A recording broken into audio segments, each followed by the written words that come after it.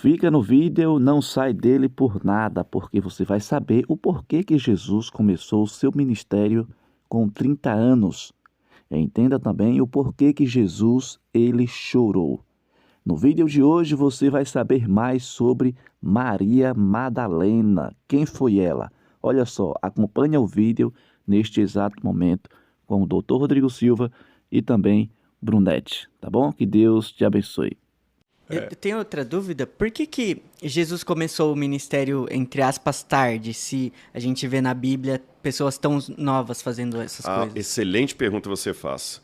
E essa informação que você está dando, ela está aqui no Evangelho de Lucas, no capítulo... Lucas, no capítulo 3, versículo 23. Ora, Jesus tinha cerca de 30 anos quando começou o seu ministério. Era, como se pensava, filho de José, filho de Eli. Por que Jesus começou o ministério dele com cerca de 30 anos? Porque quando você vai no Antigo Testamento, os levitas deveriam começar o ministério como sacerdote com 30 anos. E o Messias tinha que exercer ao mesmo tempo dois papéis, de rei e sacerdote. Então, para exercer o papel de sacerdote, tinha que ser depois dos 30 anos. E também tem uma cultura, na cultura judaica, você só pode ser rabino depois dos 30? Tinha isso também. Mas é mais uma cultura mais tardia que a gente tem do Talmud e tudo, que você vai crescendo, até atingir o máximo do rabinato ali aos 30 anos. Mas aqui o sentido parece mais o fato... Também tem isso, mas o fato que ele também tinha que exercer como sacerdote. Tanto é que, quando o Lucas dá essa informação aqui, a primeira coisa que tem é a unção de Jesus, quando ele é batizado e o Espírito Santo vem sobre ele, como o sacerdote era ungido para começar a atuar. Que ele tinha que ser sacerdote e ele tinha que ser também... eu falei, sacerdote e rei. Agora, as mulheres elas não exerciam cargos eclesiásticos, vamos botar assim, na época da Bíblia. Mas Maria Madalena foi claramente comissionada, né? Jesus deu uma missão para ela ali muito clara. A gente tem alguma informação do que aconteceu com ela? As fontes dizem que ela morreu em Éfeso. Não, em Éfeso, algumas fontes atribuem, mas também são controversas, Maria, mãe de Jesus. A Maria Madalena não tem nenhuma trajetória por Éfeso que tenha sido... Maria Madalena não tem... Para onde, na sua teoria, nos seus estudos, para onde ela foi depois da morte de Cristo? É isso que eu deixei muito claro no livro, essa limitação. Eu só pude ir até onde as fontes me davam uma sinalização. Havia fontes que me davam uma sinalização imediata, como essa, por exemplo, do abuso. É muito claro, você vai levantando o texto ali, cruzando dados, olhando... Você perguntou, eu gosto de ler sempre no original grego. A palavra que aparece aqui para pecador é interessante, é diferente e tal. O que dizem os pais da igreja e tudo ali. Há outros indícios ou evidências que me apontam para uma coisa um pouco mais distante. Olha, tudo indica que, mas está um pouquinho mais distante. E há aquilo que eu já... Se eu for dali para frente, eu estou na especulação porque eu não tenho nenhuma indicação. Então, eu não tenho nenhuma informação da vida seguinte de Maria Madalena, a menos que seja aquela que esbarre no lendário, no folclórico, no elemento de tradição posterior. No chutômetro. No né? chutômetro, exatamente. No chutômetro. Pode, Wesley. Hoje o Wesley quer brilhar, hein? Vocês já perceberam, né? Tô cheio de dúvidas Ele aqui. tá vendo que a audiência está alta do podcast. Eu vou brilhar. Vamos estender. Levando em consideração que agora a gente sabe que essa Maria Madalena é a mesma de Betânia, ela duvidou de Jesus quando falou, mestre, se você estivesse aqui, meu irmão não teria morrido? Esse é um outro detalhe interessante. Vamos ler essa passagem aqui. É Lucas capítulo 11, quando fala que Jesus demorou alguns dias e Jesus chegou lá e ele estava chorando copiosamente. Vou ler aqui para vocês, só um segundo aqui. Quando Jesus chegou, João capítulo 11, versículo 17, quando Jesus chegou, encontrou Lázaro já sepultado havia 4 dias. Ora, Betânia ficava a mais ou menos 3 quilômetros de Jerusalém. Lembra que eu falei? 3 quilômetros. É porque na minha versão diz 5 estádios, alguma coisa mas assim. traduzindo 3, 4 quilômetros. Eu falei 3, 4 quilômetros mais ou menos, né? muitos dos judeus que vieram visitar Marta e Maria a fim de consolá-las por causa do irmão. Marta, quando soube que Jesus havia chegado, foi encontrar-se com ele. Maria, porém, ficou sentada em casa. Então Marta disse, se o Senhor estivesse aqui, meu irmão não teria morrido. Quem falou isso foi Marta, não foi Maria.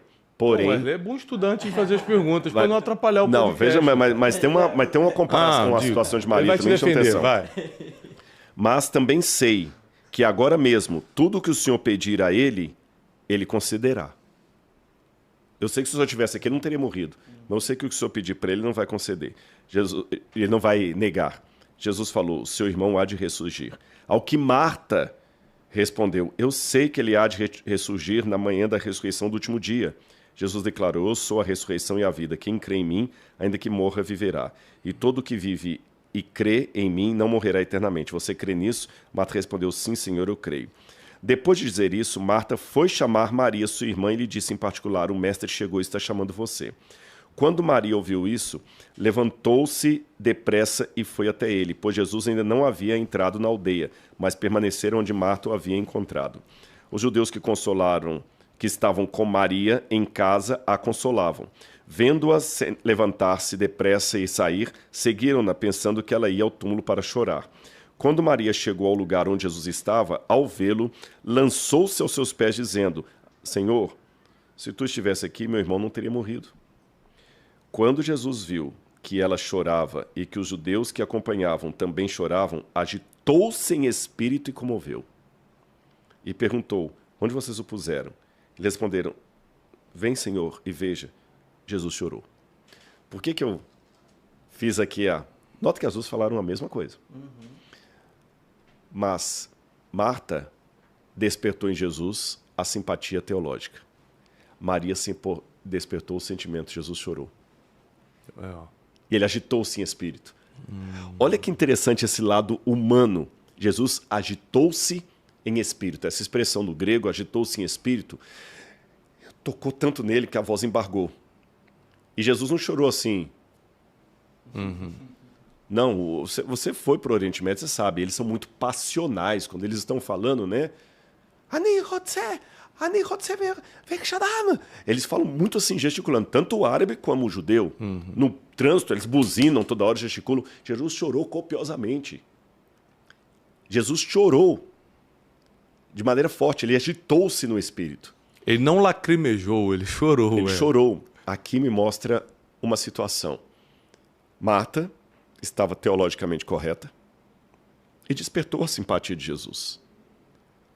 Maria nem demonstrou tanta profundidade teológica, mas despertou o sentimento de Jesus. Como as minhas lágrimas estão despertando Deus? Como a minha oração está despertando Deus? Olha que interessante esse paradoxo da Bíblia. Deus não muda, é a Bíblia que diz. Mas uma oração pode mudar o desígnio de Deus, porque os ninivitas oraram e Deus não mais decidiu destruir a cidade. Olha que paradoxo. O Deus que não move, o Deus que não muda, o Deus que não muda, pode ser mudado pela força de uma oração. A oração movimenta o braço do Altíssimo e ele sente conosco. Então, o que eu quero para a minha vida e para todo mundo que está aqui? Que nós, nas nossas orações, na nossa luta com Deus, sejamos como Maria.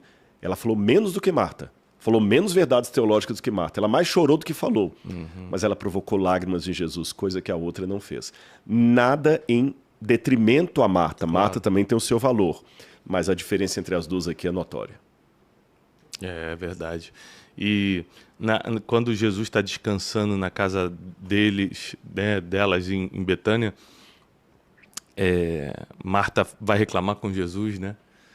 E fala assim, Jesus, minha irmã lá... Eu tô aqui trabalhando, ela tá aí deitada nos teus pés. Calma, assim, Marta. Maria escolheu a melhor parte. E essa não lhe será tirada. E outra coisa, não falou que a parte de Marta não era necessária. Só falou que a melhor... É porque o brasileiro tem um problema sério com interpretação de texto. É por isso que quando a gente vai postar algo no Instagram, né, pessoal? A gente lê e relê 10 mil vezes, porque o pessoal não entende nada. E vai continuar não entendendo. Vai continuar não entendendo, mas... ou seja, Jesus não falou o trabalho de Marta não serve de nada. Só falou que o de Maria era mais importante. que era estar adorando. Então, a gente revela muito o nosso coração de acordo com quem a gente adora. O que a gente para de fazer para adorar quem merece ser adorado, né? E a história de Maria, ela é inspiradora, é uma história de superação, é uma história de descobertas, é uma história de uma improvável se tornando protagonista. Uhum. E eu quero que a gente possa não só se inspirar em Maria Madalena, mas em todos os outros personagens e personagens bíblicas, homens e mulheres que Deus levantou para que a gente aprenda com a história deles. Qual o maior ensinamento que Maria Madalena nos deixa? Qual é o maior ensinamento que eu vou encontrar nesse livro? O ensinamento é o seguinte, eu vou falar do próprio método. Você é um teólogo, um pregador, você sabe do que eu estou dizendo. 80% da Bíblia não são doutrinas. 80% da Bíblia são histórias, usos e costumes, nome de cidade, acidente geográfico, local, nome de pessoas. Pode olhar. Jesus saiu da cidade X para ir para a cidade Y. Davi foi para o Vale do Elá, aquela coisa toda, para a caverna de Adulão. 80% da Bíblia são histórias, só 20% que são doutrinas. E eu aprendi uma coisa, se o especialista colocou aquela pecinha ali, não muda. Ele tem uma razão para colocar. Se o autor da Bíblia, que é o Espírito Santo, colocou 80% em história, não vamos negligenciar essas histórias, porque são elas que, letra A, vão me dar entendimento para interpretar corretamente os 20% que são doutrina. E letra B, são essas histórias que vão fazer essas doutrinas se tornarem relevantes para a minha vida hoje. Porque a Bíblia poderia ser escrita como um livro de manual de comportamento, onde você abria como um manual de teologia sistemática, doutrina de Deus, doutrina do Espírito Santo, doutrina de Cristo, doutrina da igreja, doutrina do homem, aquele manual. A Bíblia é impressionante. Mas Deus coloca isso em forma de história, então não é só um documentário. Para qualquer mente alcançar. Eu tiro isso para hoje. E aí eu posso dar para vocês a última lição de Maria. Você sabe que no Oriente Médio os nomes são muito escolhidos pelo significado. Muito. De onde vem o nome Maria? É interessante que o nome Maria não é um nome hebraico. O nome Maria é um nome egípcio. É um nome egípcio. Em hieróglifos, em textos egípcios, você tem o nome Mrit. Mrit, em egípcio, faraônico, significa amada. Mri, amada. Mrit, amada de. Então você tem, por exemplo, uma das concubinas lá de Tutmoses, ela chamava Meritamum. Meritamum. A amada do deus Amon. Merit, a amada. Amada do deus Amon. Quando os hebreus estavam no Egito, eles pegavam muitos nomes egípcios. Mas eles pegavam esses nomes e adaptavam para o hebraico. Assim como nós também adaptamos para o português, né? Daí vem o nome Miriam? Exatamente. Merit, em hebraico, virou Miriam. Em grego, Marias. Então, o nome Maria não tem nada a ver com mar, nem com água. Maria significa amada. Amada. Então, aquela menina, que em hebraico chamava-se Miriam, oriundo do grego, do egípcio Mrit, era amada. Uma menina que talvez quando nasceu os pais já amaram. Mas por alguma razão esse lar lindo, cheio de amor e carinho, se desfez. Os pais desaparecem do cenário. E ela se vê nas mãos de um lobo chamado Simão, que torna a vida dela uma desgraça. Agora eu vou te fazer uma pergunta. E ela venceu. Ela superou. Eu até não sei até que ponto tem um lado dela, mas não foi só superação dela. Ela permitiu que a graça de Deus a fizesse superar. Você acha que a história de Maria Madalena, ela ter se tornado a mensageira que se tornou, só foi possível por causa desses sofrimentos? Esse foi um impulso para ela buscar Jesus do jeito que ela buscou? Porque muitas mulheres passaram pela vida de Jesus e não buscaram do jeito que ela buscou. Você acha que o nível de sofrimento pode ser permitido para intensificar a busca? Sim. Não que Deus queira, Deus não é nenhum sádico. Mas Deus consegue tirar bênçãos daquilo que ele não desejou. E aqui eu saio do livro para falar do próprio autor. Você está me escutando aqui hoje, em parte pelo que eu não estou contando. o sofrimento que me fez vir até aqui. Claro. Apesar de eu estar falando de uma mulher, em muitos momentos, ao escrever esse livro e fazer essa pesquisa, eu me encontrei em mim mesmo na história de Maria Madalena. Sabe? Então, repito, Deus não é nenhum sádico. Deus não tem prazer no sofrimento. Deus quer nos livrar do sofrimento. Mas Deus sabe que, às vezes, é aquilo que vai me impulsionar. E repito, você está me recebendo aqui pela terceira vez que nós estamos tendo um bate-papo, em parte pelo que eu não te contei, mas pelo que me trouxe até aqui. Eu tenho certeza que o Thiago Brunet, que as pessoas veem no palco falando, muitas vezes está ali atingindo aquelas pessoas pelo que elas não estão vendo. E nem imaginam. Nem imaginar. Estão vendo você lá bem e tal, feliz, dando uma coisa, dando uma ilustração, puxando alguma coisa do auditório, falando de um livro, aquela coisa toda, motivando, frase de efeito. Mas tem algo que o levou ali. É por isso que não basta apenas alguém repetir o que o vencedor falou. Porque se ele não tiver bagagem, não adianta. As mesmas palavras. Ele pode repetir a mesma coisa, mas se ele não tiver bagagem, é como aqueles lá que foram expulsar os demônios em nome de Jesus e o demônio ainda pulou em cima deles ainda. Lembra que os discípulos falavam? Ou seja, não adianta falar em nome de Jesus de Nazaré, sai desse corpo agora. Se você não tiver o Espírito, o demônio vai rir da sua cara. Agora, eu repito, eu não acredito, depois de ler tudo isso, que Maria Madalena é um exemplo de competência, de excelência. Ela é o exemplo de alguém que permitiu que a graça de Deus atuasse nela e fizesse coisas que por ela mesma ela não conseguiria. Maria Madalena é típica aquele menininho que estava um dia, o pai chegou no quarto, o menino estava puxando um armário pesado assim e nervoso. Pai, por que você está nervoso? Meu carrinho caiu lá atrás, eu não estou aguentando puxar o armário. Faz força. Eu estou fazendo força. O pai perguntou, você está fazendo força? Estou fazendo força. Faz força. Que droga, eu estou fazendo força. Não está dando. Você está usando toda a força que você tem? Tô sim. Não está não. Você não pediu para o pai para te ajudar ainda? Só me ajuda.